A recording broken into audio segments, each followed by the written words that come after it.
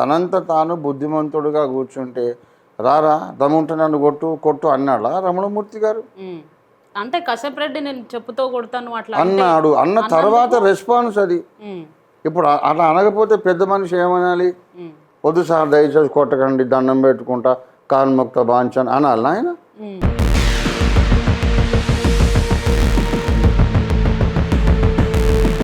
రమణమూర్తి గారు actual history మాట్లాడతాడు ఆయన, చరిత్ర.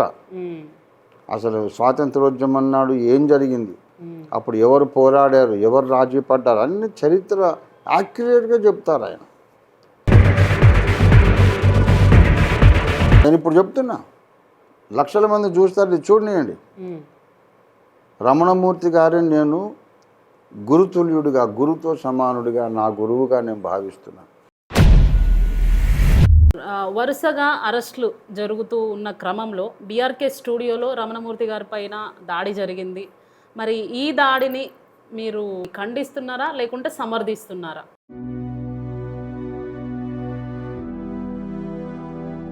అసలు విజయ విహారం రమణమూర్తి గారి మీద జరిగిన దాడిని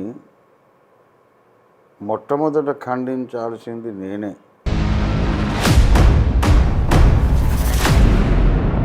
అయితే మొదట ఒక 3-4 దినాలు నేను షాక్లో ఉండిపోయాను. ఇంతటి మహానుభావుణ్ణి, విశాల హృదయుణ్ణి, సెక్యులర్ వాదిని, సర్వమత సహనాన్ని బోధించే ఒక సమాజ స్థాపన కొరకు నిర్విరామంగా పనిచేస్తున్నటువంటి నిస్వార్థపరుణ్ణి, ఒక మహాజ్ఞానిని ఇలాగ కొడతారా? ఇలా కూడా జరుగుతుందా సమాజంలో? ఇది నిజమా కళ?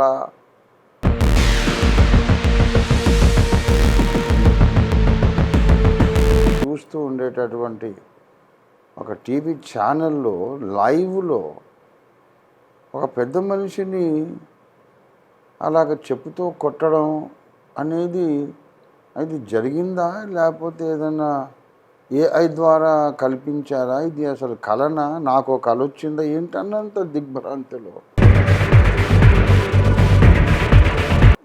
ఎందుకు కొడతారండి? ఎందుకు కొడతారు? అసలు కొట్టడానికి అధికారం ఏముంది?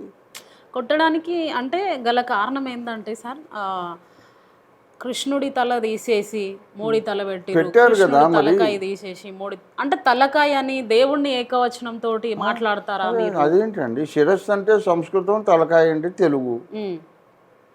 అదే బూతు మాట కాదే, బూతు మాట కాదు కదా.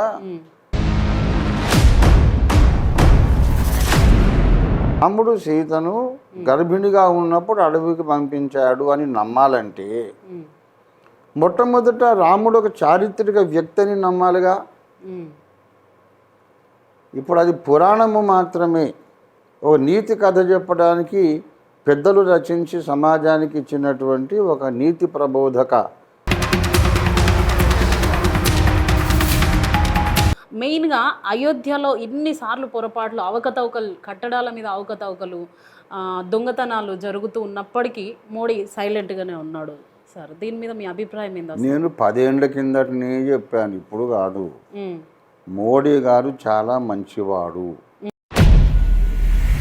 ప్రజల సమస్యలే అక్కడ మొట్టమొదట చర్చించాల్సిన అంశం.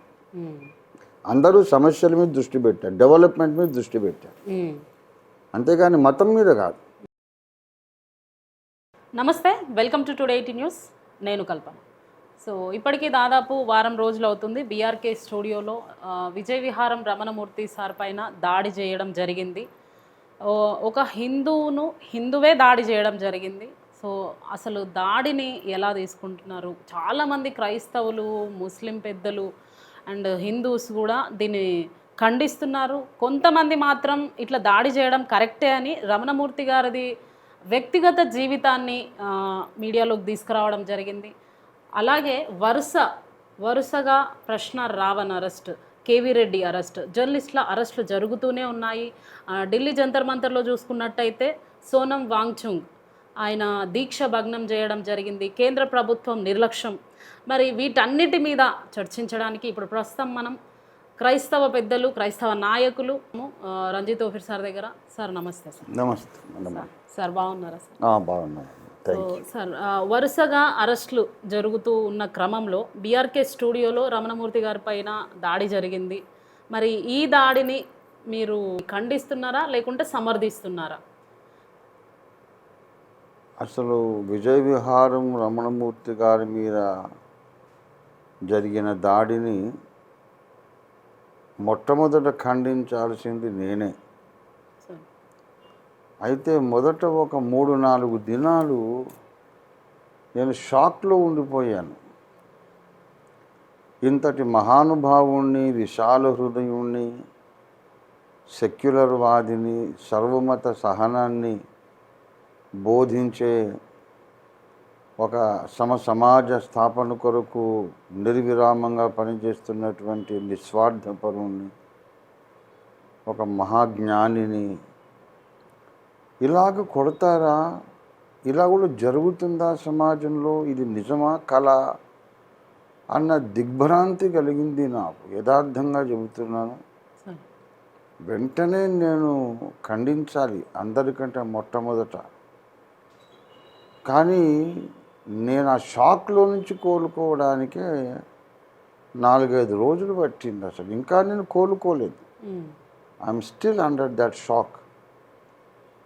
అందరూ పబ్లిక్, లక్షల మంది, కోట్ల మంది చూస్తూ ఉండేటటువంటి ఒక టీవీ ఛానల్లో లైవ్లో ఒక పెద్ద మనిషిని అలాగ చెప్పుతో కొట్టడం అనేది అది జరిగిందా లేకపోతే ఏదైనా ఏఐ ద్వారా కల్పించారా? ఇది అసలు కలనా, నాకు కల వచ్చిందా ఏంటన్నంత దిగ్భ్రాంతిలో ఉండిపోయాను. దీన్ని తీవ్రంగా ఖండిస్తున్నాను.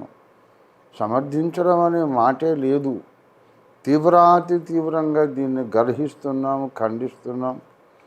కఠినాతి కఠినమైన చర్యలు ఆ కశ్యప్ రెడ్డి మీద తీసుకోవాలని నేను డిమాండ్ చేస్తున్నాను. రాష్ట్రీయ మసీహీ పరిషత్ పక్షంగా, ఇండియా ప్రజాబంధు పార్టీ పక్షంగా, ఓఫీర్ మినిస్ట్రీస్ ఇంటర్నేషనల్ పక్షంగా నేను డిమాండ్ చేస్తున్నా. ఇలాంటి వ్యక్తుల మీద కఠినంగా చర్య తీసుకోవాలి. అయితే ఇది మొదటిసారి కాదు. సమాజంలో జరుగుతున్నటువంటి ఏర్పడుతున్న ఒక నూతన ఆలోచన విధానం, న్యూ ట్రెండ్కు ఇది అద్దం పడుతుంది. ఇంతకుముందు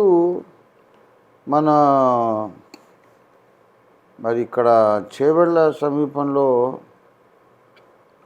ఒక పూజారి గారిని కొట్టారు కదా, అదేంటో చిలుకూరు బాలాజీ టెంపుల్, చిలుకూరు బాలాజీ టెంపుల్ పూజారి గారు, ఆయనను కూడా కొట్టారు. ఆ రామరాజ్యం అనే సంస్థ స్థాపకుడు చిలుకూరు బాలాజీ టెంపుల్ పూజారి గారిని కొట్టారు. అంతకంటే ముందు స్వామి అగ్నివేష్ గారిని కూడా కొట్టారు. స్వామి అగ్నివేష్ గారు ఆర్య సమాజ సన్యాసి, ఈయనేమో పక్క హిందూ పూజారి. చిలుకూరు బాలాజీ టెంపుల్ అంటే ఇప్పుడు ఈ అన్ని దాడులలో కూడా దాడి చేయబడిన వారు హిందువులే, దాడి చేసిన వాళ్ళు హిందువులే. అంటే అసహనం అనేది పెరిగిపోతుంది. ఎందుకంటే స్వామి అగ్నివేష్ గారు అంధవిశ్వాస్కో దూర్ కర్నా హై, పురాణాలను వాటిని గుడ్డిగా నమ్మకండి, ఆర్య సమాజ ఐడియాలజీ ఆయన ప్రచారం చేస్తారు.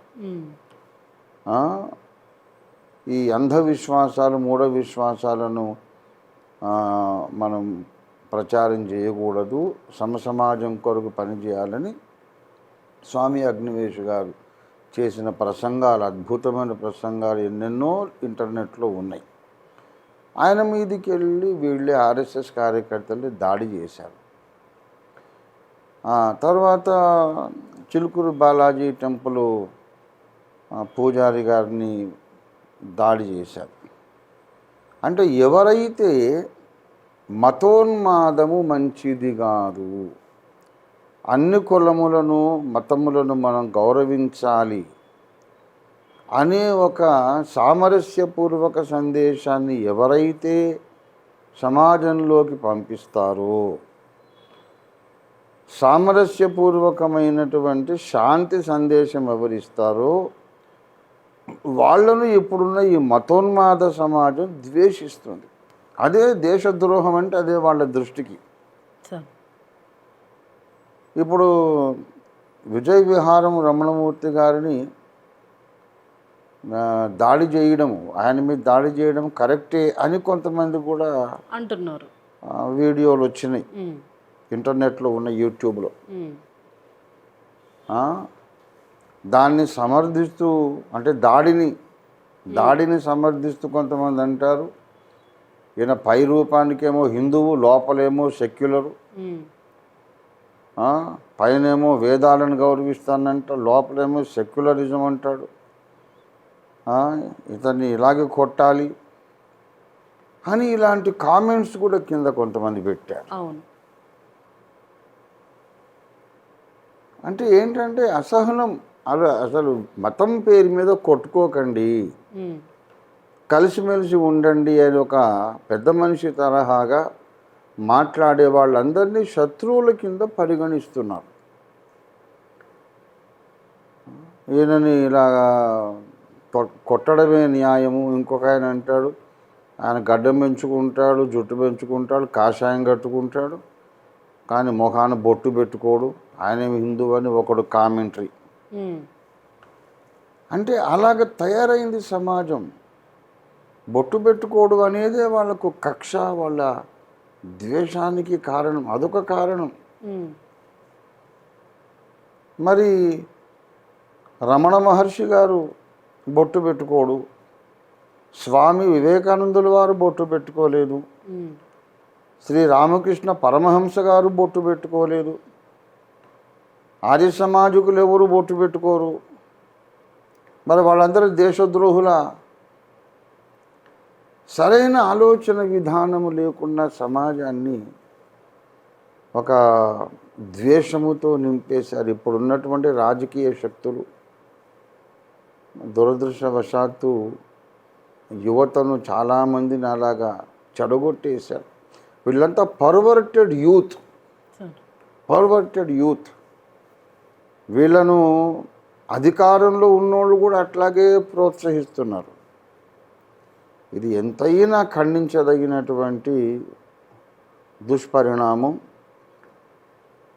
మరి తీవ్రంగా వారిని ఖండించాలి, దండించాలి. వ్యక్తిగత కక్షతో కాదు, ఇలాంటి చర్యలు ఇంకొకడు చేయకుండా భయం పుట్టించేటట్టుగా వీళ్ళని దండించాలి. ఎందుకు కొడతారండి? ఎందుకు కొడతారు? అసలు కొట్టడానికి అధికారం ఏముంది?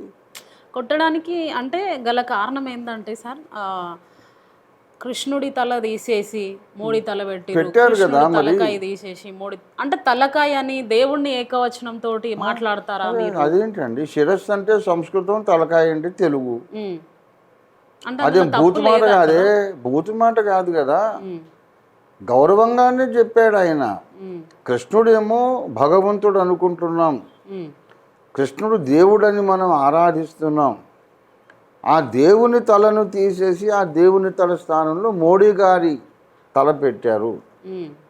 అంటే మోడీ గారి దేవుడా ఇప్పుడు? మరి కృష్ణుని అంతటి వాడా ఆయన? కాదు కదా. ఇలాగ హిందువుల మనోభావాలు దెబ్బతీస్తున్నారు. దేవుళ్ళ తలలు తీసి ఆ తలలో అక్కడ ఆ ప్లేస్లో మోడీ గారి తల పెట్టడం హిందూ సమాజాన్ని గాయపరుస్తుందని చెప్పాడు ఆయన. తలకాయ అని అంటే ఏంటది? శిరస్సు అనే మాటకు అదొక తెలుగు పదం అంతే. అదేం బూతు మాట కాదే, తిట్టు మాట కాదే, దూషణ మాట కాదు కదా. కాబట్టి దానికి కొడతారా?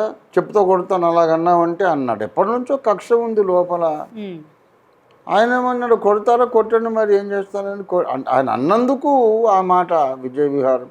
అంటే కొంతమంది అంటున్నారు ఈయన రెచ్చగొట్టిండు కావాలని, కొట్టు అని రెచ్చగొట్టు అన్నది. ఇప్పుడు ఆయన తనంత తాను బుద్ధిమంతుడుగా కూర్చుంటే రారా దమ్ముంటే నన్ను కొట్టు అన్నాడా రమణమూర్తి గారు? అంటే కశ్యప్ రెడ్డి నేను చెప్పుతో కొడతాను అట్లా అన్నాడు. అన్న తర్వాత రెస్పాన్స్ అది. ఇప్పుడు అలా అనకపోతే పెద్ద మనిషి ఏమనాలి? వద్దు సార్ దయచేసి కొట్టకండి, దండం పెట్టుకుంటా, కాన్ముక్త బాంఛన్ అనాలి ఆయన? ఏందది? వితండవాదం. ఒక పెద్ద మనిషి ఎవరైనా అలాగే అంటారు, కొడతానంటే కొట్టురా బాబు మరి అంటాడు. అంటే అడిగి మరి కొట్టించుకున్నట్టు అయింది. అడగలేదు, అతను ముందు కొడతానని అతను అన్నాడు, ఇతను అడగల. కొడతానంటే సరే మరి కొట్టడానికి ఇష్టమైతే కొట్టన్నాడు. అంటే కొట్టమంటే అరే ఇంత సంస్కారవంతుణ్ణి ఏదో లేదు సార్ మాట వరుస కన్నాను కానీ మిమ్మల్ని కొడతాను నాకేం వస్తుంది అందులో వాడు సంస్కారవంతుడైతే మనిషి అయితే అలాగనాలి. పెద్దవారు మిమ్మల్ని కొట్టడం ఏంటి సార్, తండ్రి సమానులు, మాట వరుస కన్నా మాట జారాను సారీ సార్ అని అనాలి. వాడు మనిషి అయితే కొట్టమన్నాడు కదా అని కొట్టేస్తాడా? చాలా తప్పది. సో ఈ దాడి జరిగిన తర్వాత సార్ ఆయనను చాలామంది రమణమూర్తి గారిని రాముడు సీతను తీసుకెళ్ళి లక్ష్మణుడితో పాటు అడవిలో వదిలేసి రమ్మన్నాడు లక్ష్మణ్ తోటి, ఆయన దేవుడు ఎట్లయితాడు అది ఇదని ఒక చిన్న వీడియో క్లిప్ బాగా వైరల్ చేస్తున్నా అనమాట. సో అది వాస్తవానికి చరిత్రపరంగా సీతను తీసుకెళ్ళి అడవిలో వదిలేసిరా సార్ నిజంగానే? అసలు రామాయణంలో అనేక భాగాలు ప్రక్షిప్తములు. ప్రక్షిప్తం అంటే ప్రక్షేపించబడినవి. ప్రక్షేపించబడినవి అంటే తర్వాత చేర్చబడినవి. ఒరిజినల్గా వాల్మీకి మహర్షి రాసినవి కాదు. తర్వాత కాలక్రమేపీ వేరే పండితులు ప్రక్షేపించారు, దాన్ని చేర్చారు. ప్రక్షిప్తములైన శ్లోకాలు రామాయణంలో చాలా ఉన్నాయి అనే ఒక వాదన నా చిన్ననాటి నుండి వింటున్నా, 50 ఏళ్ళ నుండి. నేను 10th క్లాస్లో ఉన్నప్పటి నుంచి వింటున్నా. ఇప్పుడు నాకు 68 ఏళ్ళు ఇప్పుడు. కాబట్టి రామాయణంలో ఏదో ఒకటి రాసున్నది అనే దాని మీద రాముని వ్యక్తిత్వం ఇటువంటిది అనడానికి మనకంత అవకాశం లేదు. ఎందుకంటే వాళ్ళ విశ్వాసం. మొట్టమొదట రాముడు సీతను అడవులకు పంపించాడు, నిండు గర్భిణిని. అది వాస్తవమేనా సార్? చెప్తున్నాను. రాముడు సీతను గర్భిణిగా ఉన్నప్పుడు అడవికి పంపించాడు అని నమ్మాలంటే మొట్టమొదట రాముడు ఒక చారిత్రక వ్యక్తి అని నమ్మాలిగా. ఇప్పుడు అది పురాణము మాత్రమే, ఒక నీతి కథ చెప్పడానికి పెద్దలు రచించి సమాజానికి ఇచ్చినటువంటి ఒక నీతి ప్రబోధక పురాణ కథ మాత్రమే అని అనుకుంటే, ఇంకా చరిత్రే కానప్పుడు రాముని వ్యక్తిత్వం సరైనది కాదని దూషించడం ఏంటి? ఇప్పుడు ఏ ముస్లిం కానీ క్రైస్తవుడు కానీ హిస్టరీ అని నమ్మడు. హిస్టరీ కానప్పుడు ఇక తప్పేంటి ఒప్పేంటి? అందులో ఉన్నటువంటి నీతి పాఠాలు, మంచి పాఠాలు ఏమి నేర్చుకుంటామో అది మనం నేర్చుకోవాలి. నేర్చుకోలేకపోతే వదిలేసేయాలి.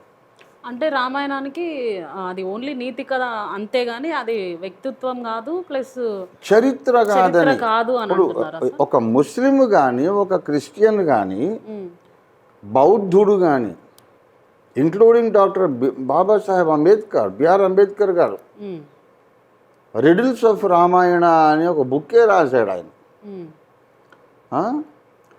అసలు అది చరిత్ర కాదు అనే కదా ఇంతమంది మేధావుల అభిప్రాయం. ఇప్పుడు నేను అనడం లేదు, సమాజంలో ఒక గణనీయమైనటువంటి ఒక మెజారిటీ అది నమ్ముతున్నారు. అంతెందుకు మీరు నేను బాబాసాహెబ్ అంబేద్కర్, రమణమూర్తి గారు మనదాకెందుకు? అసలు దయానంద సరస్వతి గారే అది చరిత్ర కాదు అనేసాడు. రామాయణం అనేది చరిత్ర కాదు. రామాయణము, మహాభారతము, పురాణాలు ఏవి, విష్ణు పురాణము, గరుడ పురాణం, అగ్ని పురాణం, శివ పురాణం, స్కంద పురాణం, అష్టాదశ పురాణాలు ఏవి కూడా ప్రామాణికం కాదు అని మహర్షి స్వామి దయానంద సరస్వతి గారు అన్నారు. ఆయన పుస్తకం నా దగ్గర ఉంది, సత్యార్థ ప్రకాశం. అంటే ఇవన్నీ ఓన్లీ స్టోరీస్ మాత్రమే. ఆ పెద్ద ఆయన అన్నాడని చెప్తున్నా. ఇప్పుడు ఆ పెద్ద ఆయన అన్నాడని నేను చెప్తున్నా. ఇప్పుడు నేను చేస్తున్న స్టేట్మెంట్ కాదు అది. కాదు అది నిజంగా జరిగింది అని నేను ఒప్పుకున్న మరుక్షణం ఇక నేను హిందువుని, ఇక క్రైస్తవుని కాదు కదా. నిజంగానే త్రేతాయుగం జరిగింది, రామరావణ యుద్ధం జరిగింది, రావణ వధ జరిగింది, కొన్ని విలువలు ఆ మహోన్నత వ్యక్తి తన వ్యక్తిత్వం ద్వారా నేర్పించాడు. ఇవన్నీ నేను నమ్మితే నేను హిందువుని. ఇక మీరు నమ్మడం లేదైతే? ఒక క్రిస్టియన్ ఎవరు నమ్మరండి. ముస్లిం నమ్మడు, ఆర్య సమాజికులు నమ్మరు. అంటే వాళ్ళు నమ్మే శ్రీరాముడిని దేవుడని మీరు నమ్మకపోవచ్చు, కానీ చరిత్రను నమ్ముతలేరా అంటున్నా సార్. అసలు శ్రీరాముని చరిత్ర నమ్మితే దేవుడని కూడా నమ్మాలి. చరిత్రనే లేదు అంటున్నా. పురాణములో చెప్పినవన్నీ నిజమైతే ఆయన దేవుడే అయిపోతాడు. ఇంకా ఆయన దేవుడి గారికి కూడా నమ్మాలి. అసలు ఎప్పుడు జరిగింది, దానికి చారిత్రక ఆధారాలు ఏమిటి అని. అయోధ్య ఉంది కదా సార్, అయోధ్య రామజన్మ. దానికి ఇంతకుముందు చాలాసార్లు సమాధానం చెప్పాను. కొన్ని కథలు ఫిక్షన్ రాసేటప్పుడు వాడుకలో ఉన్నటువంటి నిజంగా మనం ఎరిగిన నగరాల పేర్లు ప్రస్తావించి రాస్తారు. అంత మాత్రాన ఆ నగరాల పేర్లు ఇంకా మన కళ్ళ ముందు ఉన్నాయి కనుక ఆ కథ అంతా నిజము అనుకోవడానికి అవకాశం లేదు. చిన్నప్పుడు నేను పెంకుటిల్లు అని ఒక నవల చదివా. అద్భుతమైనటువంటి నవల, కొమ్మూరి వేణుగోపాలరావు గారు రాసినటువంటి నవల. అందులో విజయవాడలో ఫలానా వీధిలో ఒక చిన్న పెంకుటిల్లు ఉంటుంది, దాని మీద ఆధారపడ్డ నవల. మధు అని హీరో ఉంటాడు, సునీత అని ఆయనకు మరదలు ఉంటుంది. ఒకరినొకరు ప్రేమించుకుంటారు కానీ చెప్పుకోరు, ఆత్మాభిమానం. లైఫ్ అంతా అలాగే గడిచిపోతుంది. ఒకరినొకరు చాలా ఇష్టపడతారు కానీ చెప్పుకోరు. ఆ కథ అంతా అలాగైపోతుంది. అయితే వాళ్ళు ముసలితనంలో పోతే వాళ్ళు చిన్నప్పుడు పెరిగిన పెంకుటిల్లు ఇంకా అలాగే అక్కడే ఉంటుంది. అది ఎంత హృదయంగా రాశారంటే ఇప్పటికీ నాకు అది కళ్ళ ముందే ఆ కథ అంతా ఉన్నదన్నమాట. పెంకుటిల్లు అనే నవల కథ అది విజయవాడలో జరిగింది, ఫలానా వీధి అంతా రాశారు. But it is only fiction. అక్కడ నిజంగా జరగలే. ఆ స్థలాలను ఎత్తి చెప్పి కథ అల్లారు. ఉదాహరణకు రేపల్లె ఉంది గుంటూరు దగ్గర. మరి కృష్ణుడు అక్కడే ఉన్నాడని చెప్తా రేపల్లెలో గోపాలుడు అంటారు. మరి కృష్ణుడు నార్త్ ఇండియాలో మధురా నగరం అక్కడంతా ద్వారక అక్కడుంది. మరి అక్కడనా ఇక్కడనా? కనుక ఇప్పుడు రావణ లంక ఏది, శ్రీలంకేనా?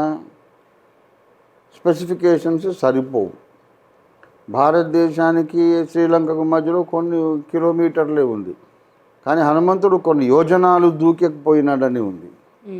కనుక ఇలాంటివి పెద్దలు విమర్శకులు, మనకి ఈ విషయంలో సంపూర్ణ జ్ఞానం లేదు నేను ఒప్పుకుంటున్నాను, కానీ పెద్దలు వీటినన్నిటినీ కొట్టిపారేశారు. కాదండి, దాంట్లో నుంచి మనం నీతి నేర్చుకుందాం, మంచి విషయాలు నేర్చుకుందాం.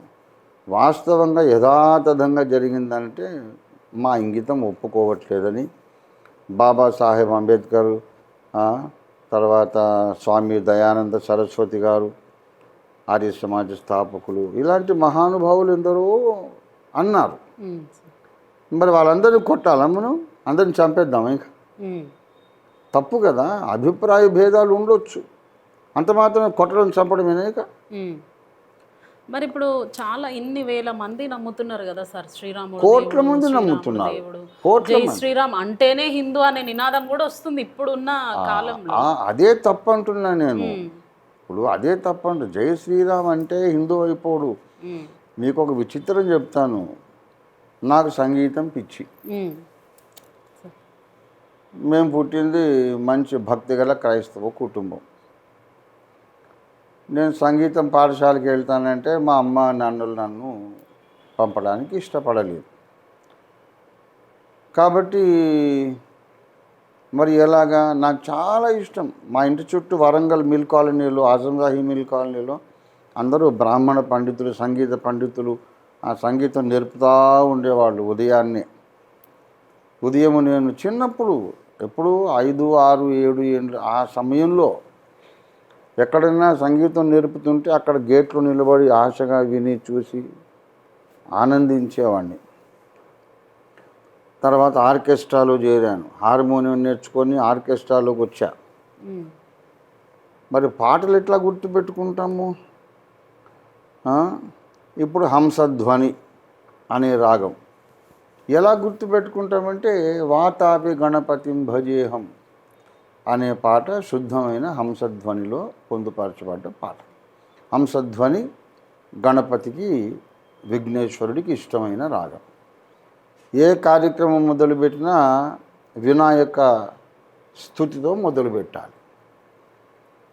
సో ఇప్పుడు నాకు హంసధ్వని నొటేషన్ నాకు మైండ్లోకి రావాలంటే ఆ పాట పాడుకుంటా. అలాగే మరి శివరంజనికి కొన్ని సినిమా పాటలు ఉన్నాయి. అందులో శివరంజని రాగాన్ని మొత్తం పిండి పిప్పి చేసి దాన్ని ఎంత వాడాలో అంత వాడుకున్నాడు మహానుభావుడు ఘంటసాల మాస్టర్ గారు. లవకుశ సినిమాకి ఆయనే సంగీత దర్శకుడు. శ్రీరాముని చరితమును తెలిపేదమమ్మ ఘనశీలవతి సీత కథ వినుడోయమ్మ. అలాంటి పాటలు పాడుకుంటే ఆ నొటేషన్ నాకు వస్తుంది. నాకు చాలా ఇష్టమైన ఒక పాట నా బాల్య దశలో శాంతి నివాసం, అందులో శ్రీ రఘురాం జయ రఘురాం సీతా మనోభిరాం అనే పాట నేను బాల్యంలో పాడుకునేవాడిని. మాది పెంతకోస్తు క్రైస్తవ కుటుంబం, కానీ మరి రాగాల పిచ్చి ఏం చేయాలి మరి, ఇంకెక్కడ దొరికితే నన్ను మ్యూజిక్ కాలేజీకి ఏమో పంపరు. కాబట్టి అది మా రెండో అక్కయ్య కమలక్క, ఆమెని పెళ్లి చేసుకున్న మా రెండో బావగారు డాక్టర్ శామ్యుల్ సత్యరంజన్ గారు, దొండపాటి శామ్యుల్ సత్యరంజన్ గారు బెంగళూరు యునైటెడ్ థియోలాజికల్ కాలేజీలో ఆయన అసిస్టెంట్ సబ్ రిజిస్ట్రార్గా ఉండేవారు. తర్వాత భారతదేశం అంతటికి బైబిల్ కాలేజీలకు మెయిన్ యూనివర్సిటీ అనదగినటువంటి కలకత్తా సిరంపూర్ సెనేట్కి ఆయన రిజిస్ట్రార్గా వెళ్ళి 35 సంవత్సరాలు విశేషంగా సేవ చేశారు. సిరంపూర్ సెనేట్కి రిజిస్ట్రార్ అంటే భారతదేశంలో ఉండే రెవరెండ్లు బిషపులు అందరి సర్టిఫికేట్ల మీద మా బావగారి సంతకమే ఉంటుంది. నేను పెద్దవాడినయ్యి దేవుని సేవ కొరకు వచ్చి జాబ్ రిజైన్ చేసి కొన్ని సంఘాలు కట్టి అంతా చేసి నకరికల్ నుంచి కుక్కట్పల్లికి షిఫ్ట్ అయ్యా. అప్పటికే నేను సంఘ కాపరిని, పాస్టర్ని, సభల ప్రసంగికుడిని. మా కమలక్క అన్నది, రే తమ్ముడు నువ్వు మళ్ళీ హైదరాబాద్లో సెటిల్ అయిపోయావంటే బిజీ అయిపోతావు, ఒకసారి సిరంపూర్ రారా నా దగ్గర 15 రోజులు ఉండు అంటే అతి కష్టం మీద సిరంపూర్ వెళ్ళా. అది హుగ్లీ నది, గంగా నది పాయ, ఆ ఒడ్డు మీద డాక్టర్ విలియం కేరీ గారు కట్టారు పెద్ద విశాలమైన క్యాంపస్. అక్కడ పోయి కూర్చుంటే కమలక్క అన్నది, తమ్ముడు నువ్వు చిన్నప్పుడు పాట పాడేవాడివిరా, ఆ పాట పాడు తమ్ముడు, ఏదంటే శ్రీ రఘురాం జయ రఘురాం పాట. దానికేం భాగం పాడుతున్నా కానీ పాడేశారు. మళ్ళీ మీరు అప్పటికే క్రైస్తవ బోధలు చేస్తున్నారు. సంఘాలు కట్టా. నేను హిందువుని అయిపోయానా? అవలేదే. ఆ తర్వాతనే 1500 పైగా సంఘాలు, క్రైస్తవ సంఘాలు స్థాపించేశారు. ఏం తప్పేముంది? పెదవులతో ఏదో పలికినంత మాత్రాన హృదయంలో ప్రతిష్ఠింపబడ్డ యేసుప్రభు వారు వెళ్ళిపోడు. అది భక్తితో పలుకుతున్నామా, విశ్వాసంతో పలుకుతున్నామా, లేకపోతే సంగీతం కొరకు పలుకుతున్నామా, అది తెలుసుకోలేనటువంటి బలహీనుడా దేవుడు. దాంట్లో ఏముంది? జై శ్రీరామ్ అనాలి అంటే అసలు నా శ్రీరామనుడు నా ఫ్రెండే ఉండేవాడు. పొద్దుగుకులు వాడిని శ్రీరామ్ శ్రీరామని పిలిచేవాడిని. నేను ఎన్ని వేల సార్లు పిలిచాను. అయితే నేను హిందువునా? నాకు ఒక 2 ఫ్రెండ్స్ ఉన్నారు చాలా క్లోజ్. ఒక ఆయనేమో శ్రీరామ్, ఒక ఆయన జయరామ్. సో అయితే ఇప్పుడు రామాయణానికి ఓన్లీ ఇది నీతి కథలాగా అని అనుకుంటున్నారు మీరు, చరిత్ర అయితే కాదండి. మళ్ళీ మొదలుకొచ్చారు. కోట్ల మంది ముస్లిములు, కోట్ల మంది క్రైస్తవులు, బౌద్ధులు, జైనులు, వీళ్ళెవ్వరు కూడా అది చరిత్రగా నమ్మరు. అది విషయం. ఓన్లీ కథగా నమ్ముతారు అంతే. దాంట్లో ఏమైనా మంచి ఉంటే తీసుకో బాబు, ఎగ్జాక్ట్ హిస్టరీ కాదు అది. అని కోట్ల మంది పెద్దలు ఇంక్లూడింగ్ స్వామి దయానంద సరస్వతి గారు సార్ అన్నారు. నేనన్నానని నా మీద పెట్టకండి, ఆ పెద్దలు అన్నారనే విషయం మీ దృష్టికి తెస్తున్నా. మరి వాళ్ళందరినీ కొట్టి చంపుదామా? మరి తప్పు కదా. అభిప్రాయం విభేదించగానే కొట్టాలి చంపాలి అనే అసహనం అనేది మంచిది కాదు అని నేను చెప్తున్నా. సో అయితే మీరు ఇప్పుడు ఈ టాపిక్ వచ్చింది కాబట్టి ఒక ఆమె మగధ మీడియా అని ఉంది సార్. ఆమె ఏం చేసిందంటే సనాతన ధర్మాన్ని దూషించిన విమర్శించిన వాళ్ళ మీద ఉపా కేసు పెట్టాలి, ఇది మగధ మీడియా నుండి నేను డిమాండ్ చేస్తున్నా అని అన్నదన్నమాట రమణమూర్తి సార్ది ఇది జరిగినప్పుడే. ఇవన్నీ కూడా అజ్ఞానంతో తెలివి తక్కువగా చేస్తున్న వాదనలు. ఉపా కేసు అంటే దేశద్రోహుల మీద ఉగ్రవాదుల మీద పెట్టేటటువంటి చట్టం అది. ఇప్పుడు దేశద్రోహులు అంటే అట్లాగైతే మరి ఇంకా అంబేద్కర్ గారు దేశద్రోహి, స్వామి దయానంద సరస్వతి దేశద్రోహి, వీళ్ళందరూ దేశద్రోహుల, వీళ్ళ దేశభక్తులు. చాలా తప్పది. పురాణములలో ఎన్నో వేద విరుద్ధమైన సంగతులు ఉన్నవి.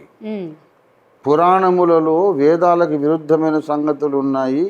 వేదములకు విరుద్ధంగా కనబడితే పురాణాలు ప్రక్కన పెట్టేసి వేదమునే ఫాలో అవ్వండి అని స్వామి వివేకానందుల వారు కూడా చెప్పారు. మరి ఆయన కూడా దేశద్రోహ?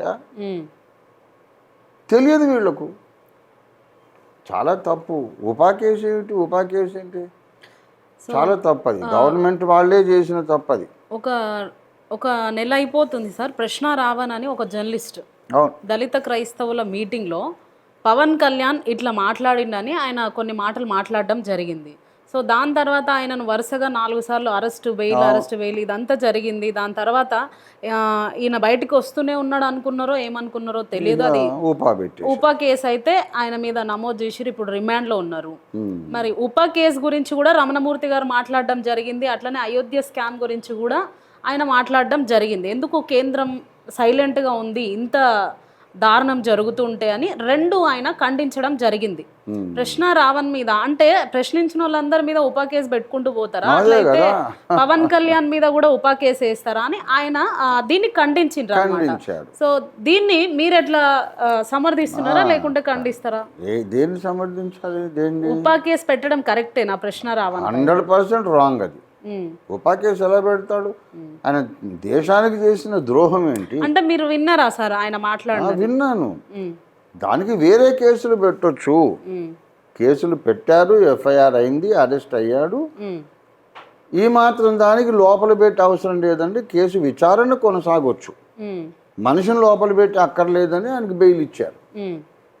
బెయిల్ ఇచ్చినప్పుడు ఆయన మాట్లాడిన దాంట్లో ఏ దోషం ఉన్నదో, ఎలాగ పబ్లిక్కి అన్యాయం జరిగిందో, లేకపోతే మనోభావాలు దెబ్బతిన్నాయో, ఎవరికి అవమానమైందో ఆ విషయాలు కోర్టులో నిరూపించి శిక్ష వేయించవచ్చు. కానీ ఉగ్రవాది అని ఎట్లా అంటారు ఆయనని? తప్పది. హిమ్డా చనిపోయినప్పుడు హిమ్డాకి హిడ్మా చనిపోయినప్పుడు హిడ్మాను గౌరవిస్తూ మాట్లాడడము, భగత్ సింగ్తో పోల్చడము ఇది దేశద్రోహం కాదా అని కొంతమంది అంటున్నారు. మరి అంతకుముందు పవన్ కళ్యాణ్ కూడా నక్సలైట్లను సమర్థించి మాట్లాడాడు. నక్సలైట్ పాత్రే పోషించాడు సినిమాలో. ఆయన అది సినిమా కదా సార్, ఈయన రియల్ గా మాట్లాడాడు. సినిమా ద్వారా పవర్ఫుల్ మీడియా కదా, సినిమా ద్వారా పంపించే సందేశం ఇంకా పవర్ఫుల్గా ప్రజల్లోకి చొచ్చుకుపోతుంది. పవన్ కళ్యాణ్ గారు అంటే ఒక హీరో. ఆ హీరో డైలాగులు, ఆయన మనోభావాలు ప్రజలు ముద్ర వేయకుండా ఉంటాయా? అది సినిమాగానే చూసి వదిలేస్తారా జనాలు? అదేమంతా నక్సలిజం తప్పు కాదు, ఆ నక్సలిజంలో ఉన్నోడు ఒక హీరో అన్న ఒక పాత్ర చిత్రీకరణ జరిగిన తర్వాత ఎన్ని కోట్ల మందిలో ఆ ముద్ర పడిందో మరి. అసలు అటువంటి దానికి సెన్సార్ బోర్డు వాళ్ళు ఎట్లాగా పర్మిషన్ ఇచ్చారు? సెన్సార్ బోర్డు దాన్ని రిజెక్ట్ చేయాలి కదా. ఉగ్రవాదాన్ని ప్రోత్సహిస్తున్నారు ఏంటండి అని చెప్పేసి రిజెక్ట్ చేయాలి కదా. ఎన్ని సినిమాలు వచ్చినాయి ఉగ్రవాదమే రైటు అని చెప్పే, ఎన్నో వచ్చినాయి. ఇంకా వేరే మార్గమే లేదని నవలలు వచ్చినాయి. అదొక ఆలోచన విధానం, అదొక సిద్ధాంతం. సో మరి ఇప్పుడు ప్రశ్న రావణ్ ఇంకా రిమాండ్లోనే ఉన్నారు. రిమాండ్ పొడిగింపు కూడా కొనసాగుతుంది. మరి ప్రశ్న రావణ్ గురించి కావచ్చు, కేవీ రెడ్డిని కూడా అరెస్ట్ చేసిరు సార్ ఇక్కడ తెలంగాణలో కూడా. అంటే అది అంతా వ్యక్తిగత కక్షలు, గవర్నమెంటే ఇలాగ డిప్యూటీ సీఎంకి యూట్యూబర్కి వ్యక్తిగత కక్షలు ఏముంటాయి సార్? ఉంటాయి ఉంటాయి ఉంటాయి. ఎందుకంటే సిద్ధాంతపరంగా ఇప్పుడు ఈ మతోన్మాదుల చేతిలో ఈ కూటమి ప్రభుత్వం, ఆంధ్ర ప్రభుత్వం తోలుబొమ్మ. మతోన్మాద శక్తులు, ఏ శక్తులు అయితే కేంద్ర ప్రభుత్వాన్ని నడిపిస్తున్నాయో ఆ శక్తుల చేతిలో ఆంధ్రప్రదేశ్ ప్రభుత్వం కూడా ఒక కీలుబొమ్మ, తోలుబొమ్మ. వాళ్ళు ఆడిస్తున్నారు కనుక వీళ్ళ మీద ఎవరికైతే కక్ష ఉందో వాళ్ళు ఈ ఆంధ్ర ప్రభుత్వాన్ని రెచ్చగొట్టి వాళ్ళని అరెస్ట్ చేయండి, వాళ్ళని ఇట్లా చేయండి అని ఆడిస్తున్నారు అన్నమాట. వాళ్ళు చెప్పినట్టు వీళ్ళు చేయాలి, తప్పదు. లేకుంటే ప్రభుత్వం కూలిపోతుంది. సో ఉపా కేసు గురించి కేవలం అన్యాయం అది, సార్ అన్యాయం అది. ఉపా కేసు ప్రశ్న రావడం మీద పెట్టడం 100% అన్యాయం. వెంటనే అసలు ఆ ఉపా చట్టమే రద్దు చేయాలి. ఆ ఉపా చట్టమే రద్దు చేయమని చాలామంది న్యాయవాదులు డిమాండ్ చేస్తున్నారు. అడ్వకేట్లు చాలామంది, సుప్రీంకోర్టు అడ్వకేట్లు డిమాండ్ చేస్తున్నారు. ఆ చట్టమే వేస్ట్ అండి, దాన్ని తీసేయండి అని చెప్పి. కృష్ణ రావణ్ను అరెస్ట్ చేసిన తర్వాత ప్రవీణ్ పగడాల చనిపోయిండ్రు. దాని తర్వాత అంతకంటే ముందే కత్తి మహేష్ అనేట ఆయన చనిపోయిండు. సో వీళ్ళిద్దరు కూడా రామాయణాన్ని దూషించిండ్రు, రాముణ్ణి దూషించిండ్రు కాబట్టి దారుణాతి దారుణంగా చనిపోయిండ్రు. ఇప్పుడు కృష్ణ రావణ్ కూడా బచ్చలకూర జోసెఫ్ ఆయన కాబట్టి ఈయన కూడా ఇట్లనే దారుణ స్థితికి వస్తాడు, దారుణంగా చనిపోతాడు. రాముణ్ణి దూషించిన వాళ్ళందరికీ ఇదే గతి పడుతుందని చాలామంది హిందుత్వవాదులు అంటున్నారు. సో దీనికి మీరు ఏం చెప్తారు? ఉండొచ్చు అంటే మా విశ్వాసానికి విరోధంగా ఎవరు మాట్లాడినా మేము చంపేస్తాం అనే వాళ్ళు ఇస్తున్నటువంటి ఇండైరెక్ట్గా బెదిరింపు అది. చంపేస్తాము అని అంటే కత్తి మహేష్ యాక్సిడెంట్లోనే చనిపోయిండు, ప్రవీణ్ పగడాల యాక్సిడెంట్లో చనిపోయిండు. ఏం కాదు, మన కత్తి మహేష్ సంగతి కాదు, కానీ మన ప్రవీణ్ పగడాల గారి మాత్రం యాక్సిడెంట్ కానే కాదు, డైరెక్ట్గా అది మర్డరే చేశారు ఆయన. సో కోర్టు తీర్పు ఇచ్చిన తర్వాత కూడా మీరు నమ్మడం లేదా? ఏం నమ్మడం లేదు, ఖచ్చితంగా ఇది కావాలని ఎవరైనా ఆయన కుట్రపూరితంగానే చేసిరా? 100%. మరి ఇప్పుడు ప్రశ్న రావణ్ణి కూడా అట్లనే అంటున్నారు. మరి ఆయన రిలీజ్ అయ్యే అవకాశం ఏమైనా ఉంటుందా సార్ ఉపా కేసు? ఏమో, న్యాయ పోరాటం చేయాలి, దీర్ఘకాలం టైం పడుతుంది. పోరాడే సంస్థలు ఉన్నాయి, అందరూ ప్రయత్నాల్లో ఉన్నారు. తొందరలోనే విడుదల ఇస్తారని నేను నమ్ముతున్నాను. సో ఇప్పుడు చాలామంది నీట్ పేపర్స్ గురించి, నీట్ ఎగ్జామ్స్ లీక్ గురించి ఢిల్లీ జంతర్ మంతర్లో CJP వాళ్ళు ధర్నా చేస్తున్నారు సార్, చాలా రోజుల నుండి చేస్తున్నారు. సో ఇందులో భాగంగా సోనం వాంగ్చుక్ కూడా దాదాపు 20 రోజుల నుండి అక్కడ హంగర్ స్ట్రైక్ చేస్తున్నారు. ఈ చేస్తున్న క్రమంలోనే ఆయనను కేంద్ర ప్రభుత్వం దిగి రాకపోగా, డిమాండ్స్ ఏందో తెలుసుకోకపోగా ఆయనను తీసుకెళ్ళిపోయారు నిన్న వచ్చి పోలీస్ వాళ్ళు, హాస్పిటల్ కానీ అది ఇది అని చెప్పేసి.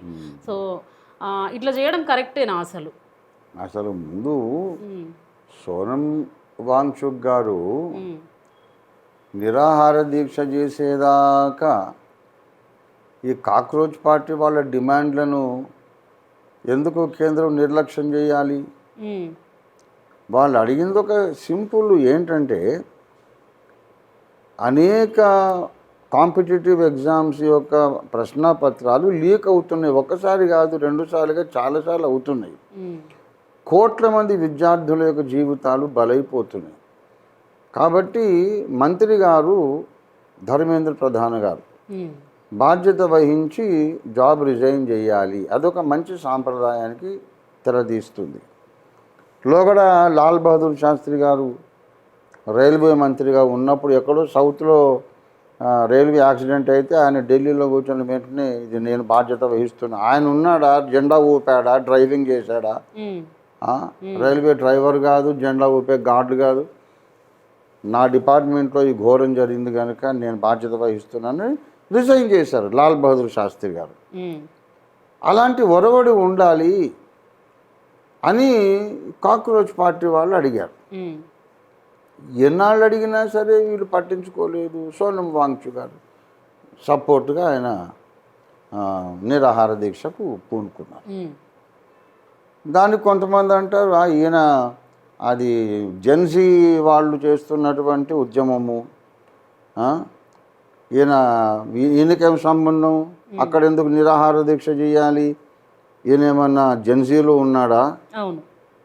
ఈయన ఏమన్నా కాక్రోచ్ పార్టీలో ఉన్నాడా, ఈయన పెద్దవాడే కదా, టీనేజర్ ఏం కాదు కదా. సోనం వాగ్చు గారు ఆయన he's not a teenager, he's not a cockroach, Gen Z కాదు, పెద్దవాడు. ఆయన ఎందుకు ఎక్కడ ఎక్కడ ఏ ఉద్యమం జరిగినా పోయి అక్కడ వాలిపోతాడు ఆయన, ఎందుకు ఈయన అనవసరంగా వాళ్ళని రెచ్చగొడుతున్నాడు అని కొంతమంది ఆయన మీద అసహనం వ్యక్తపరుస్తున్నారు.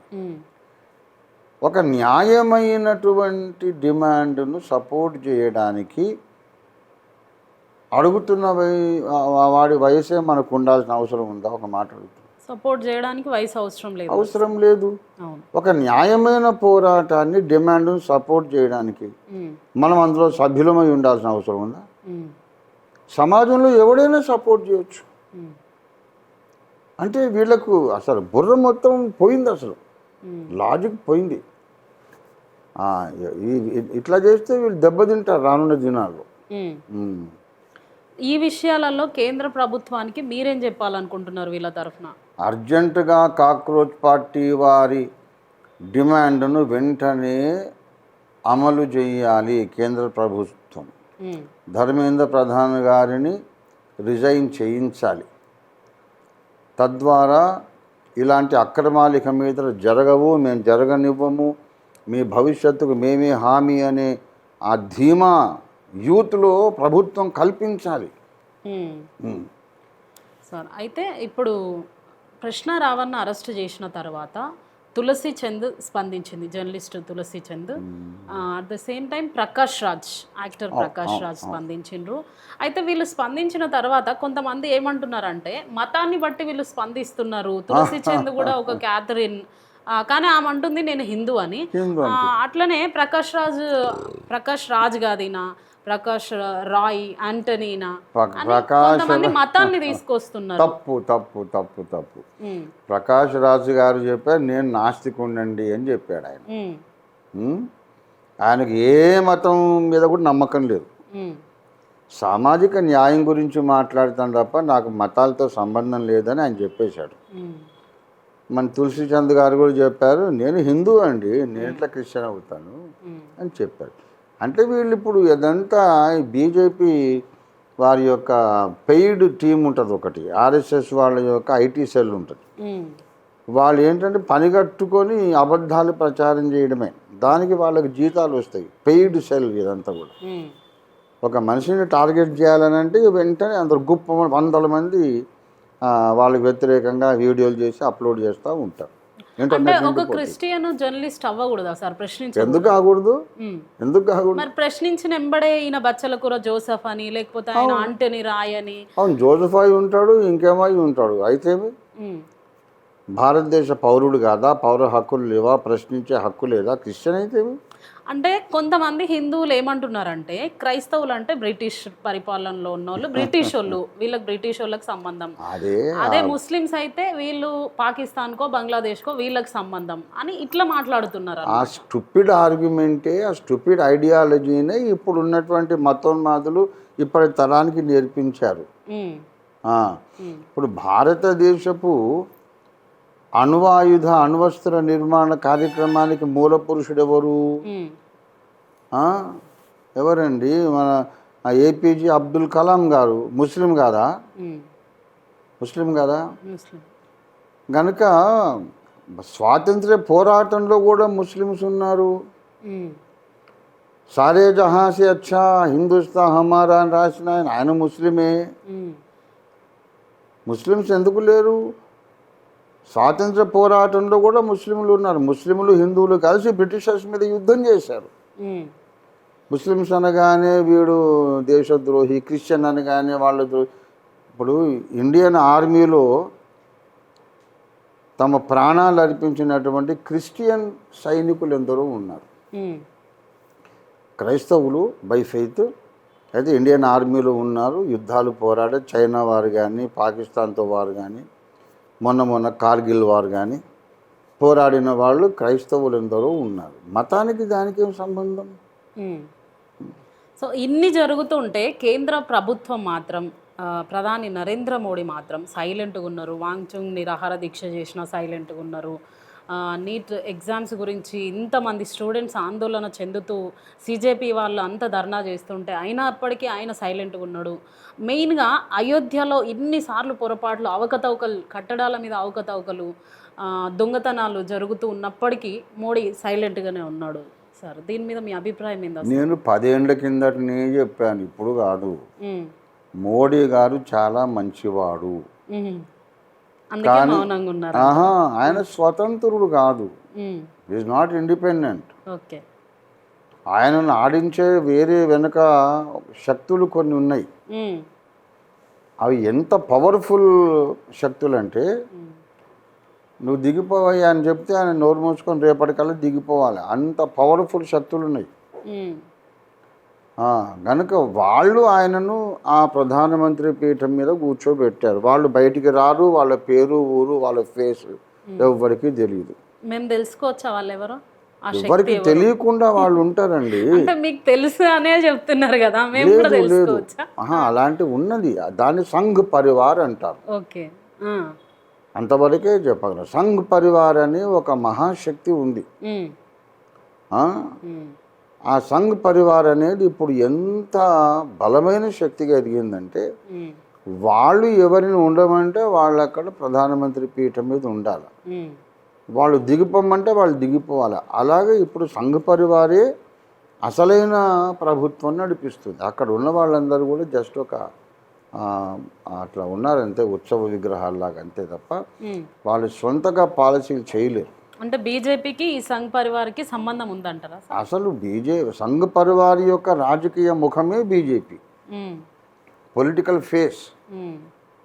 సో వాళ్ళు ఏం చెప్తలేరు కాబట్టి మోడీ కూడా ఇక్కడ మౌనం పాటిస్తున్నారు అనుకోవచ్చా? ఏం చెప్తలేరు కాదు, మౌనంగా ఉండవయ్యా అని చెప్తున్నారు, అందుకే ఉంటున్నాడు ఆయన. నువ్వు మణిపూర్ కూడా పోవద్దు, అక్కడ పోయి నువ్వేమో సానుభూతి చెప్పొద్దని వాళ్ళు ఇచ్చిన ఆర్డర్స్ ప్రకారమే ఆయన గమ్ముకున్నాడు. లేకపోతే పరిగెడతారు పాపం, ఆయన కూడా మనిషే కదా, ఆయన కూడా మానవత్వం ఉంది. అయ్యయ్యో ఇన్ని వందల మంది నా దేశ పౌరుల్ని ఇలా చేసేసారనే బాధ ఆయనకు కూడా ఉంది. కానీ ఆయన పోకుండా వెనక ఒక మహాశక్తి ఆపుతుంది. మోదీ మంచివారే కానీ ఒక శక్తి మోడీ గారు కానీ, అవును మోడీ గారు కానీ అమిత్ షా గారు కానీ మంచివాళ్ళే. అయితే వాళ్ళని వెనక ఇంకొక శక్తి కంట్రోల్ చేస్తుంది. సో మేము ఇప్పుడు చూస్తున్నట్టయితే మా చిన్న వయసులో మేమందరం కూడా కలిసిమెలిసి ఉండడము, కులం అనేది మతం అనేది తెలియకుండా పెరిగినాం సార్ మేము. ఇప్పుడు ఒక 5 to 6 years నుండి బాగా ఈ మతాల మధ్యలో బాగా గొడవలు జరుగుతున్నాయి. అంటే మీ చిన్న వయసులలో కూడా ఇట్లా ఉండేదా? ఇప్పుడు మీరే మీ చిన్నతనంలోనే లేకపోతే మా చిన్నతనంలో ఎప్పుడు ఉంటుంది? ఇప్పుడు మీ పేరెంట్స్ కూడా నాకంటే చిన్నోళ్ళే. మీ చిన్నతనంలోనే సామరస్యంగా ఉన్నామని చెప్తున్నారు. నా చిన్నతనం అంటే 60 ఏళ్ళ కిందట. అప్పుడెక్కడిది ఈ పైత్యం లేదు, ఈ మత కొట్లాటలు మత కలహాలు ఏమీ లేవు. మా అక్కయ్యలు 4 అక్కయ్యలు, అందరూ గ్రాడ్యుయేట్స్, వాళ్ళ ఫ్రెండ్స్ అందరూ బ్రాహ్మణ్స్, రెడ్డీసు, అందరూ హై కాస్ట్ పీపుల్ ఉన్నారు, దళితులు కూడా ఉన్నారు. అందరూ అక్క చెల్లె తమ్ముడు అని అనుకునేవాళ్ళం, కలిసి తినేవాళ్ళం. నన్ను కూడా మా అక్కయ్య ఫ్రెండ్స్ వచ్చారే తమ్ముడు రారా ఇలా అని పిలిచి మాట్లాడేవారు. ఒక రమ్యమైనటువంటి భూతల స్వర్గంలాగా ఉండేది అప్పట్లో. మరి ఎందుకు సార్ ఇప్పుడు ఓన్లీ ఒక 5 to 6 years, ఒక 10 years లోపే ఇట్లా జరుగుతుంది? ఏం కారణం అనుకోవచ్చు? రాజకీయ లబ్ధి కోసం ఈ సంఘ్ పరివారు సృష్టించినటువంటి గందరగోళ పరిస్థితి. ఇట్లా మత విద్వేషాలు మత కలహాలు లేకపోతే వాళ్ళకు ఓటు బ్యాంక్ ఉండదు. హిందూ మతానికి ఏదో ప్రమాదం వచ్చింది, మనమందరం కలిసికట్టుగా ఉండాలని అబద్ధాన్ని ప్రచారం చేయకపోతే ఓటు బ్యాంకే లేదు వాళ్ళకు. చేసిన మంచి పనులు చెప్పుకోవడానికి ఓట్లాడడానికి ఏం లేదు. ముస్లింలు ఉన్నారు, వాళ్ళ ద్వారా మన హిందూ మతానికి ప్రమాదం, క్రైస్తవుల ద్వారా ప్రమాదం అనే అబద్ధాలు పనిగట్టుకొని నిర్లజ్జగా ప్రచారం చేస్తున్నారు.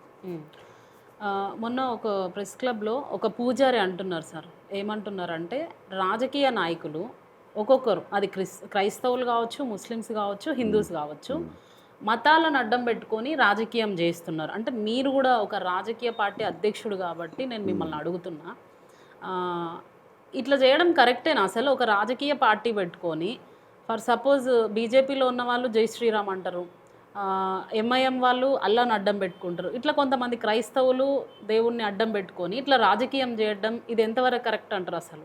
ఇప్పుడు అల్లాను అడ్డం పెట్టుకుని రాజకీయము, రాముని అడ్డం పెట్టుకుని రాజకీయం అనేది ఇప్పుడు అడ్డం పెట్టుకోవడం అంటే ఏంటో నాకు అర్థం కాలేదు. ఇప్పుడు కాంగ్రెస్లో రామభక్తులు లేరా? మతంని తీసుకొని రావద్దు అని అంటున్నారు సార్ కొంతమంది, రాజకీయంలోకి మతాన్ని తీసుకురావద్దు. అవును, మతం ప్రాతిపదిక మీద రాజకీయం చేయడం 100% రాంగ్.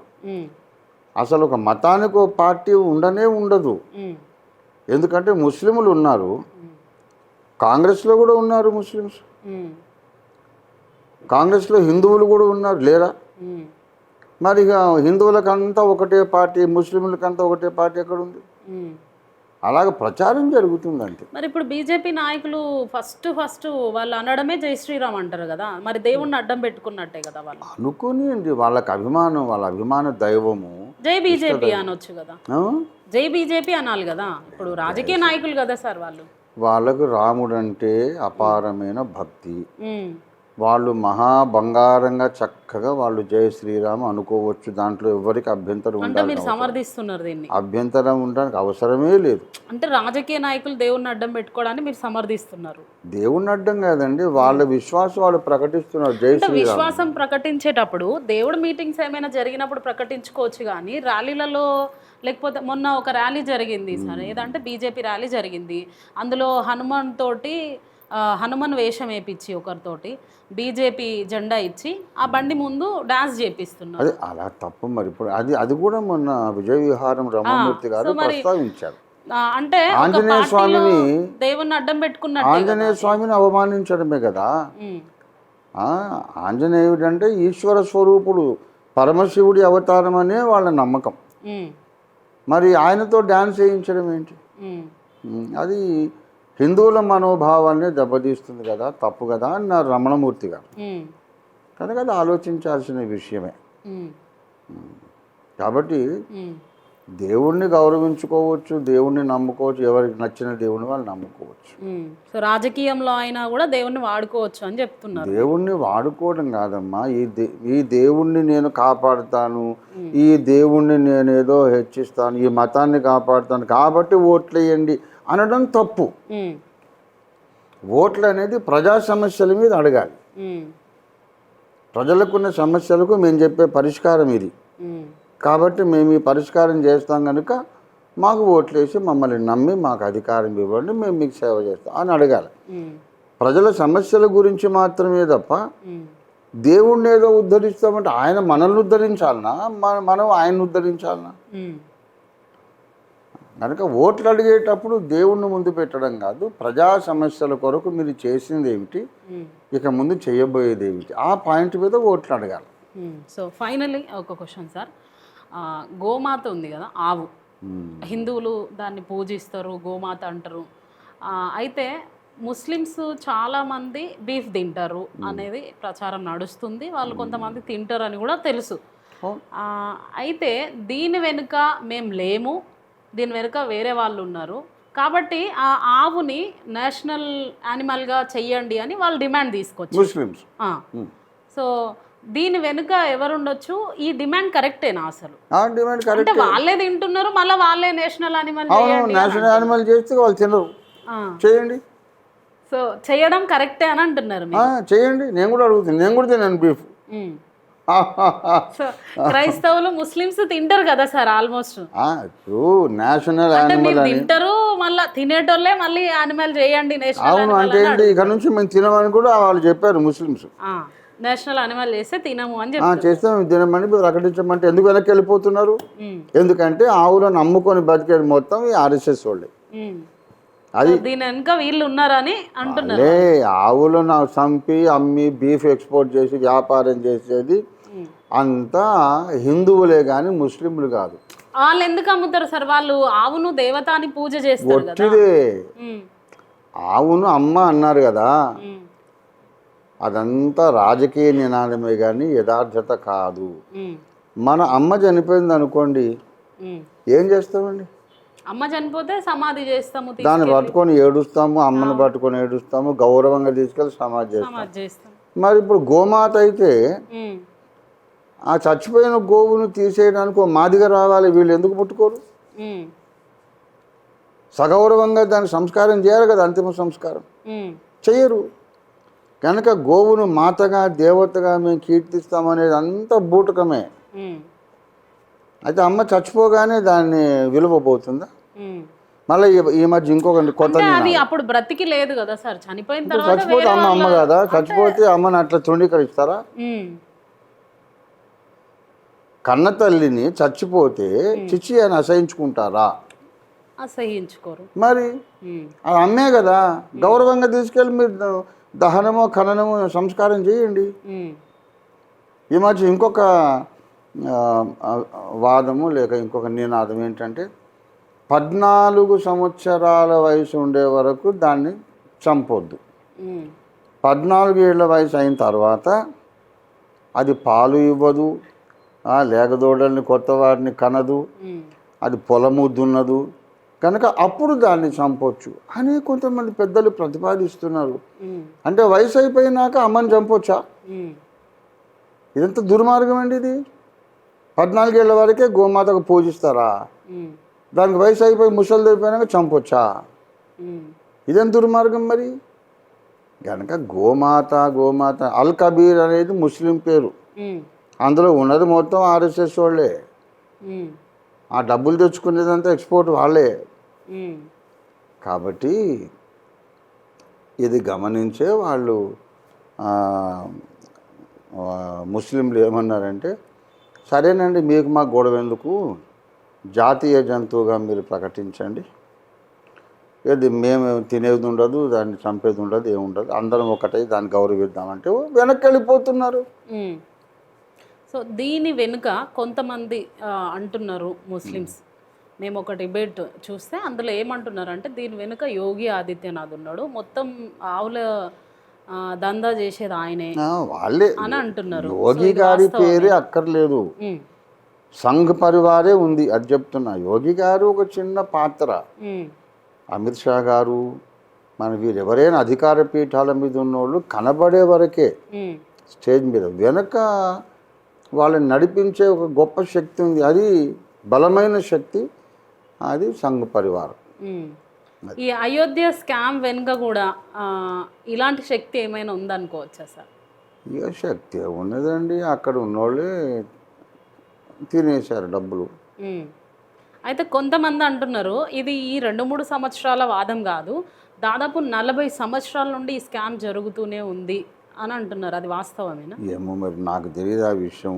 ఉమ్, ఎందుకంటే అక్కడ టోటల్ ప్రైవసీ ఉంటుంది, పూజారులకు దగ్గరున్న ఆలయ కమిటీ వాళ్లకు ఉమ్, టోటల్ ప్రైవసీ ఉంటుంది. అక్కడికి వేరే వాళ్ళు వచ్చి సూపర్వైజ్ చేసే అవకాశం ఉండదు. ఉమ్, ఇంకా దైవ భయం లేని వాళ్ళు ఏమైనా చేయగలరు. ఉమ్, దేవుడు కదా నాకు శిక్ష వస్తుంది, శాపం వస్తుంది అనే భయం లేనోడు ఏమైనా చేయగలడు. ఉమ్, కానీ చాలా వరకు అయితే భక్తి పరులే ఉంటారు అక్కడ. ఉమ్. భక్తి పరులే దొంగతనం చేసిర్రు అని ఆహా, భక్తి పరులే ఉంటారు, ఉమ్, వాళ్ళు చేయరు దొంగతనం. ఉమ్, భక్తి లేకుండా భక్తి నాటకం ఆడేవాళ్ళు కొంతమంది కమిటీలలో ఉండి ఎవడైనా దూరి వాళ్ళు అటువంటివి చేస్తారు. ఉమ్, ఆ చెడ్డ పేరు అందరికీ వస్తుంది. జనరల్గా ఉమ్, ఆలయ కమిటీలో ఉన్నవాళ్ళు 90% అందరూ మంచి భక్తులే ఉంటారు. ఉమ్, ఒకరో ఇద్దరు ఎవరు దాంట్లో మెల్లిగా దూరి వాళ్ళు అదను చూసి ఇట్లాంటి అక్రమాలు చేస్తుంటారు. అది వాళ్ళే చూసుకోవాలి, మన సబ్జెక్ట్ కాదు అది. ఉమ్. సో వీటన్నిటి మీద ఫైనల్గా రమణమూర్తి గారు హిందూ, ముస్లిం, క్రిస్టియన్ అందరూ సమానమే, ఎవరి మతాన్ని వాళ్ళు గౌరవించాలి అనే నినాదంతో ఆయన ముందుకెళ్తున్నారు. ఇప్పుడు జర్నలిస్టుల మీద జరిగిన దాడులు కావచ్చు సార్, రమణమూర్తి సార్ మీద జరిగిన దాడి కావచ్చు, ప్రశ్నించినా విమర్శించినా దాడులు జరుగుతున్నాయి. మీరు ఒక సామాజికవేత్తగా, రాజకీయ నాయకుడిగా చెప్పాలంటే సమాజానికి ఏం చెప్తారు అంటే వీటన్నిటి ఇంతసేపు చెప్పాను కదా, విజయ విహారం రమణమూర్తి గారికి నా పూర్తి మద్దతు ఉన్నది. వారి మీద జరిగిన దాడిని నేను సంపూర్ణంగా ఖండిస్తున్నాను. ప్రశ్న రావణ్ గారిని కానీ ఇంకా ఇతర జర్నలిస్టుల మీద కానీ ఈ అరెస్టులు చేయడము, ఇలాగ బెదిరించడము, ట్రోలింగ్ చేయడం, ఇవన్నిటిని కూడా నేను ఖండిస్తున్నాను. సమాజాన్ని ప్రక్షాళన చేయాలి. అభిప్రాయ భేదాలు ఉన్నంత మాత్రాన ద్వేషించకూడదు, హింసించకూడదు అనే సంస్కారం మన సమాజానికి మనం నేర్పించుకోవాలి. మనకు కావలసింది వివేకానందుల వారు, మరి జవహర్లాల్ నెహ్రూ గారు, అలాంటి నాయకులు మనకు కావాలి. రిలీజియస్గా మతపరంగా చూసుకుంటే వివేకానంద స్వామి, రాజకీయ నాయకులు అని అంటేనేమో నెహ్రూ గారు. నెహ్రూ గారి మీద వ్యంగ్య చిత్రాలు, కార్టూన్లు చాలా ఘోరంగా వేసేవాళ్ళు అప్పట్లో. శంకర్ గారు అని ఒక ఆయన ఉండేవాడు. వేస్తే నెహ్రూ గారు ఆయనకు ఫోన్ చేసి, how are you mister Shankar, I enjoyed the cartoons, బాగా వేస్తున్నావు నా మీద అని ప్రేమగా పలకరించేవారు. అది వాళ్ళ సంస్కారం. అంతేగాని నా మీద నువ్వు వెక్కిరింతగా కార్టూన్ గీస్తావా, నీ మీద కేసు పెడతా, ఉపా కేసు పెడతా అని అట్లాంటి నాన్సెన్స్ లేదు అప్పట్లో. సమాజం అంతా కలుషితం అయిపోయింది. ఈ సమాజాన్ని ప్రక్షాళన చేయాల్సిన అవసరం ఉంది. ప్రక్షాళన చేయాలంటే మనకు ఊరూరా వాడవాడన విజయ విహారం రమణమూర్తి గారు లాంటి మేధావులు మనకు అవసరం. అట్లాంటి వాళ్ళని ఇంకా చాలామందిని తయారు చేయాలని రమణమూర్తి గారిని ఈ ఛానల్ ద్వారా నేను కోరుతున్నాను. అలాంటి ఉద్యమమే గనక రమణమూర్తి గారి లాంటి సజ్జనులను, సహృదయులను, విశాల హృదయులను, సమాజ హితాన్ని కోరేటటువంటి జ్ఞానులను తయారు చేసే ఉద్యమం రమణమూర్తి గారు టేకప్ చేస్తే దానికి మేము సంపూర్ణంగా మద్దతు ప్రకటిస్తాం. అన్ని విధాలుగా భారతదేశాన్ని ఒక సామరస్యపూర్వక దేశంగా మార్చాలి తప్ప ఈ మత కొట్లాటలు, ఈ హత్యలు, మానభంగాలు, ఆ మణిపూర్లో జరిగినట్లుగా ఈ దారుణాలు జరిగే దేశంగా ఉండొద్దు. మన భారతదేశం పరువు నిలువున పోయింది ప్రపంచం ఎదుట. ఆ మణిపూర్ చాలు సర్వప్రపంచం ఉమ్మేసింది మన దేశం మీద. ఏ దేశంలోనూ ఇలా ఆడపిల్లల్ని నగ్నంగా ఊరేగిస్తారండి? ప్రభుత్వం ఏం చేయదు, కనీసం ఒక స్టేట్మెంట్ లేదు, ఖండన లేదు. కాబట్టి ఇది చాలా తీవ్రమైన విషయం, విచారకరమైన విషయం. దేశం మొత్తం సిగ్గుతో తలదించుకోవలసిన విషయం మణిపూర్. ఇలాంటివి మళ్ళీ జరగకూడదు. ప్రభుత్వ పెద్దలు కూడా ఏదో మాకు చట్టం మా చేతిలో ఉంది కదా, ఎవరి మీదనన్నా ఏదైనా అణిచివేత చర్యలు చేస్తాం, అక్రమ కేసులు బనాయిస్తాం అనే ధోరణి మానుకోవాలి. ఇప్పుడు పవన్ కళ్యాణ్ గారు ప్రశ్న రావణ్ మీద కేసు పెట్టారు. ఒకటి పోయి 4 అయినాయి, 4 తర్వాత ఏ కేసు పెట్టినా బయటకు వస్తున్నాడని ఉపా పెట్టారు. దీనివల్ల ఒక సామాన్యమైన యూట్యూబర్ అయినటువంటి రావణేమో విఐపిగా ఎదిగాడు. ఉప ముఖ్యమంత్రిగా ఉన్న ఆయన విలువ తగ్గిపోయింది. ఆయన తన విలువ తాను తగ్గించుకున్నాడు, రావణ విలువ పెంచాడు. అసలు అట్లా పట్టించుకోకుండా వదిలేస్తే రావణ గురించి ఇంతమంది మాట్లాడారు.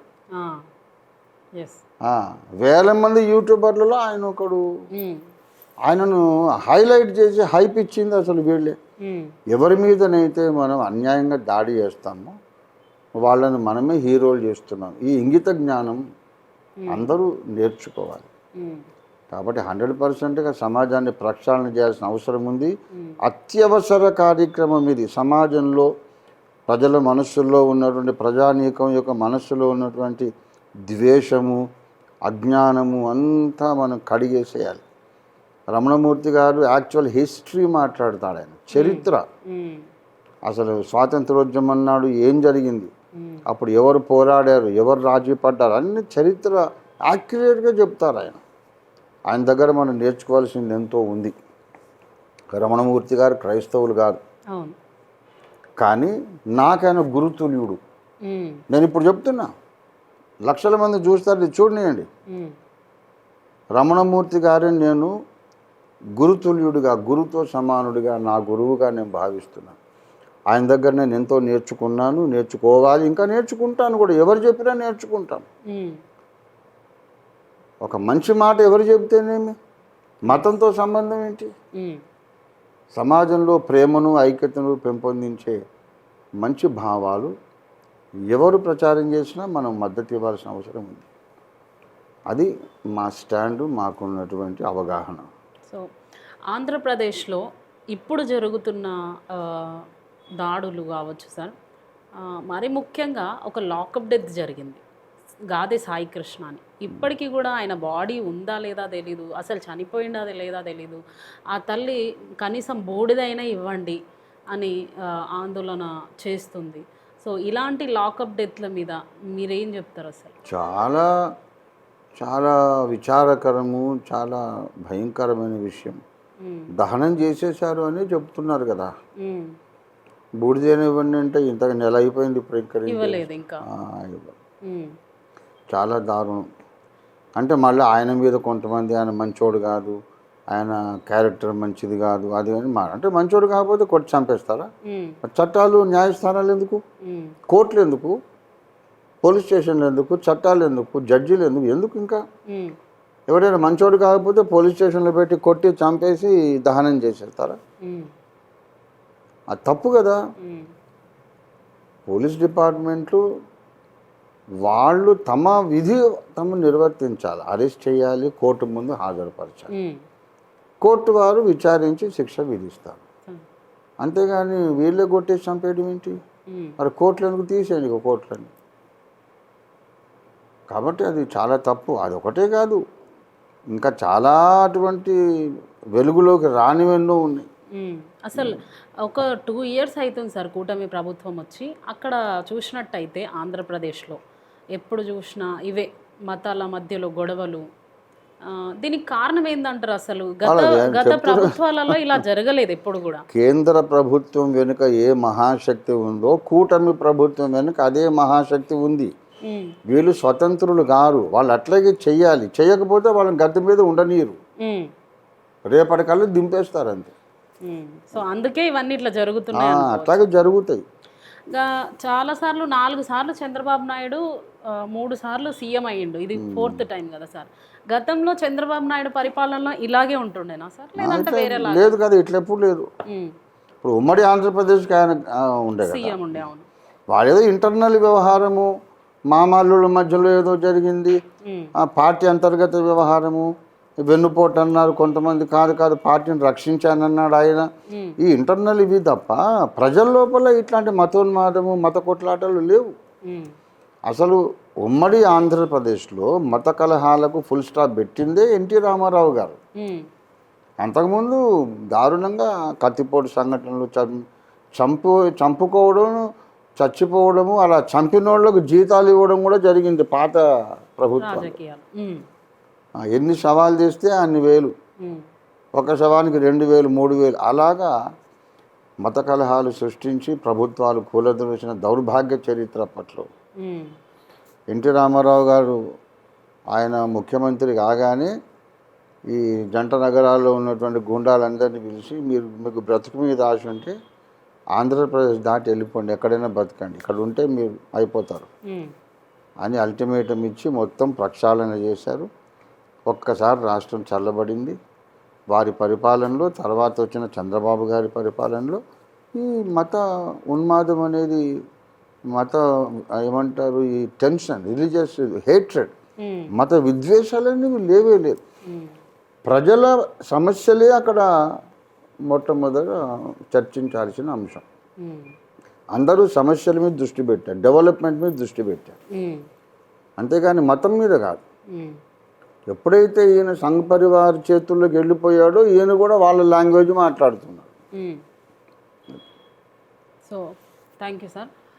చూసాం కదా, ఇది ఇవాళ ఇంటర్వ్యూ. రమణమూర్తి గారి మీద జరిగిన దాడిని డాక్టర్ అద్దంకి రంజిత్ ఓఫీర్ గారు తీవ్రంగా ఖండిస్తున్నారు. అలాగే ప్రశ్నించిన వారి మీద ఉపా కేసులు ఏంటి, ఉపా కేసు ఎవరి మీద పెట్టాలి అనేది కూడా పూర్తిగా ఈ ఇంటర్వ్యూలో ఉంది.